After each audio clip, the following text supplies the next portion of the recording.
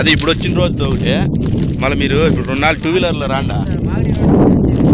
అదే ఇప్పుడు 2 వీలర్లో వస్తే ఏమే 2 వీలర్లో వచ్చినాయనుకో ఇంకొక గాడి తీసుకుంటామా యాక్టివ్ హోండా. ఇప్పుడు నాగేష్ ఒకటి ఉంది యాక్టివ్ హోండా తోలుతావా.